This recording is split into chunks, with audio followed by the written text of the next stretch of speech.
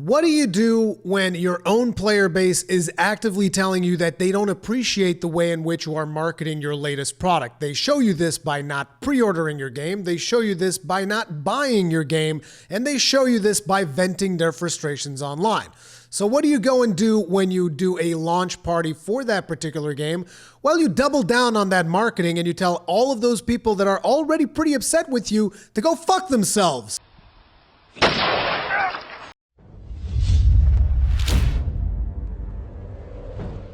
Shields up, Iron Breakers. Rurikhan here, coming at you with another edition of the Conscast, and today we're going to be talking about Battlefield 5 and Red Dead Redemption Online. So yesterday I came across this picture on the internet, and I immediately dismissed it. I was like, this is clearly a troll. Someone photoshopped these sentences onto this particular billboard, and then they made it look like this is some kind of an official launch party for Battlefield 5. You know, this doesn't make any sense. So I just completely dismissed it, carried on with my day. And then earlier this morning, I was checking out gaming news and stuff, checking out what is happening in the industry, and I realized that, oh no, you guys actually did this. You marketing geniuses actually did this. You just told a large portion of your community to fuck off. And I was just like left wondering, what was the idea behind this? Like, what were you guys even thinking? Like, I understand the concept of there is no bad press, but I don't think that always applies when you are actually trying to sell a product. Like, you know, sure, this thing can go viral, but it's going to go viral for all the wrong ways. Just like your Battlefront 2 response went viral on Reddit and you got like the most downvoted comment on Reddit history. You probably have one of the most downvoted videos on YouTube right now with the trailer for Battlefield 5. And then you do this. Like, you're just like trying to really go hard on the negative press.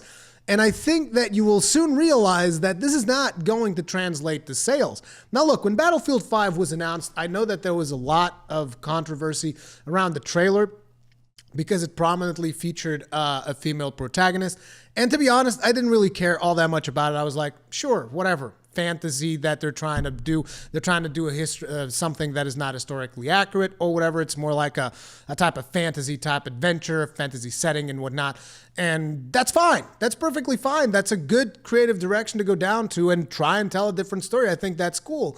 But then you guys double down by telling everyone that they were uneducated, and that's not how that's actually how things could have happened in World War II, which I really don't know that much about World War II, but I don't think that there were any female amputees fighting in the front lines.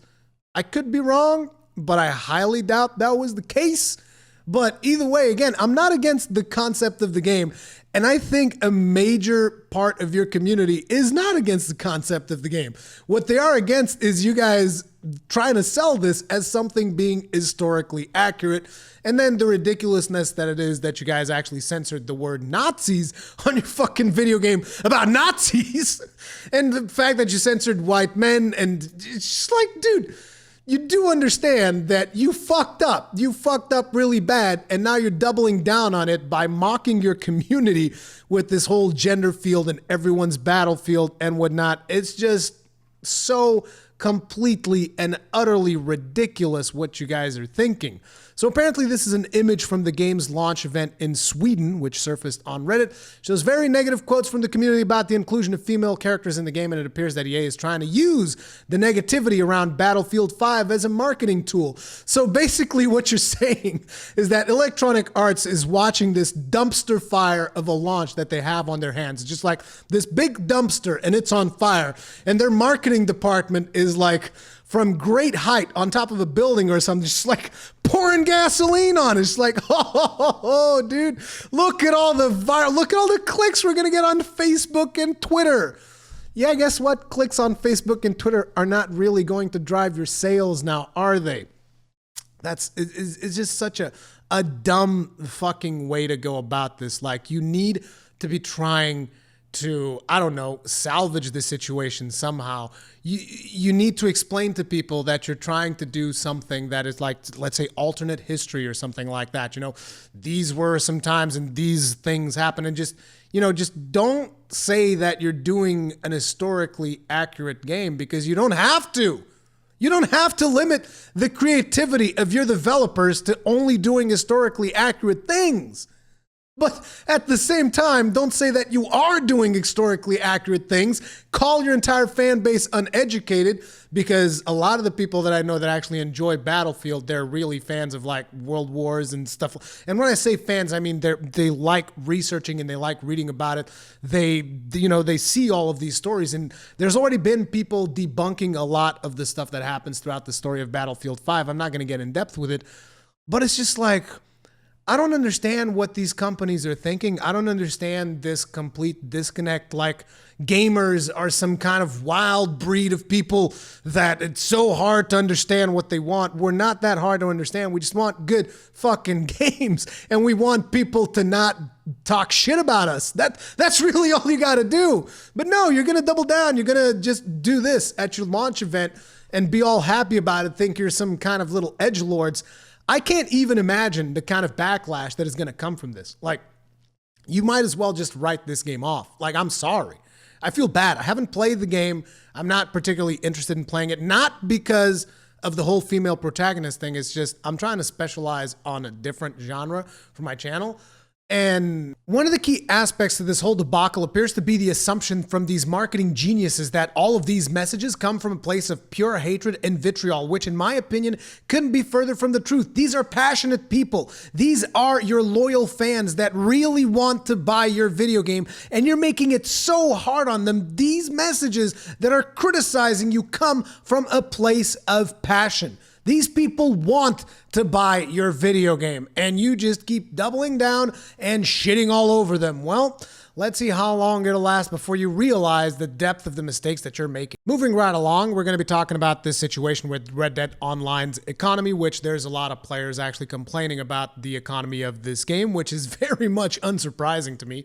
Now, when I got Red Dead, I pretty much just got it for its single player. I knew that I probably wasn't going to care that much about Red Dead Online because I never really care that much about GTA 5 Online, and I expected it to not be that different, despite the fact that a lot of people say, oh, but it has this thing different and that thing different. When I look at it from a distance, it seems very similar in a different setting. Now, one of the things that kind of prevented me from really getting into GTA 5 is because I don't tend to play that much competitive online games, and most of the more interesting and more fleshed out content was competitive. Heists took so long to come that I'm not even sure if by the time heists became available, if they were even a feature that you could play on the PlayStation 3, because that GTA 5 actually came out on the PlayStation 3. But anyways, I've always been more about the co-op content. It seems like Red Dead has a little bit more of that. But one of the things that I definitely never took seriously whatsoever was its economy, because it was pretty much pay to win. I mean, you had the shark cards or whatever they were called in GTA 5, where pretty much you could buy in-game currency so that, anyone could just start playing the game day one and buy like the most expensive apartment, buy like the most expensive cars and all of that shit, which pretty much takes value away from anyone that wants to actually take the game seriously and play it. Which is still baffling to me that still somehow it is pretty much, I think, the most profitable game of all time, because it made billions, not only out of the game's sales, but also out of the amount of money that they were able to get from players actually purchasing these shark cards, which naturally led to some articles that you guys might have seen last year where they were talking about, oh yeah, we really like the recurrent consumer spending, and that is going to be something that we'll be putting on all of our titles, which pretty much alerted me to the fact that Red Dead Online was going to basically be pay to win. And essentially that is the conclusion that people are arriving at right now, which what is baffling to me is how did people not expect this? Like, I'm not saying that this is okay, but how are you surprised? How are people surprised that this is how it panned out? So here it goes. Red user unavailable IDs calculated that will take most players about 8 hours to earn 1 gold bar, which is the premium currency. Whereas I think GTA just had like actual money, credits, dollars, whatever the fuck. This game actually uses, dollars for you to buy regular stuff in game. It's an in-game currency. And then it also uses gold bars. And it takes players about 8 hours to earn 1 gold bar. Some in-game items and weapon modifications can only be bought using these gold bars, and some of them are very expensive. For example, if you want to completely change each metal piece on the starting rifle, it will cost 30 gold bars, which currently could take up to 200 hours to earn. Yeah. That's the customization for one weapon. There you go. That's kind of like what I expected out of this game's online, you know, the stuff that you could get online and how grindy it was going to be if you'd actually get anything, which is why I never even thought about actually getting invested in. Like, make no mistake, I love the base game. I think Red Dead Redemption 2 is hands down one of the best titles that came out this year. No ifs, ands, or buts about it. The thing is, I never really thought about Red Dead as an online game, despite knowing that the online was coming and all that stuff. To me, it's just never been that kind of a game. I'd rather spend my time elsewhere in other games that I personally find more interesting. If you really are into it, though, I mean, I'm sorry. I don't know what else to say because it just kind of sucks. And I don't know how this can be fixed because basically this is something that is very much embedded in Rockstar's DNA. They made billions of dollars with GTA 5, and you can bet your ass they're going to make billions more with Red Dead Redemption 2. That's just the way this industry is going, folks. And because of the fact that millions of people, like literally millions of people, will buy these microtransactions, because unfortunately that is the state of the industry that we have right now. They're going to keep doing it. And their next big game, which I don't know what it's going to be, you can bet your ass it's going to have these exact same microtransactions because guess what? People buy it. Someone from Ubisoft earlier this year actually said, hey, you want us to stop selling in-game advantages? Stop fucking buying them. That's what they said. But guess what? People don't listen. You guys want to keep buying this kind of stuff. Well, there you go. Again, I'm not telling you not to buy the game because the base game is phenomenal and completely worth it to buy and play through the single player story, all that stuff. I'm just telling you, don't engage with those microtransactions. And if you do, well, then that's your problem. I'm not going to tell you, you know, you can't do it because it's your money. You put your money where your mouth is. You decide how you want this industry to move forward. If you want this industry to keep moving ahead in pace of microtransactions and so that more companies can do stuff like this, then go ahead, keep buying those microtransactions. It's completely up to you. I'm not hating you, I'm not even criticizing you. It is your decision. I'm just telling you how your decision is going to affect the industry moving forward. I would rather you didn't do it, but it is your decision. Either way, that is pretty much all I had to talk about throughout this episode of Conscast. Later today, I'm going to be live streaming some Persona 5 because I've actually decided that, you know, there's so many games in my backlog right now that I need to start tackling some of them. And Persona 5 is right there at the top of the queue because I never finished it. I played about 55 hours of it. And then because of their whole policies about streaming and whatnot and all that stuff got a little bit murky. So, yeah, I'm going to be streaming that over on Twitch. Hopefully you guys will join me. And yeah, that's going to be it for this video. Thank you guys very much for watching, and I'll see you in the next one.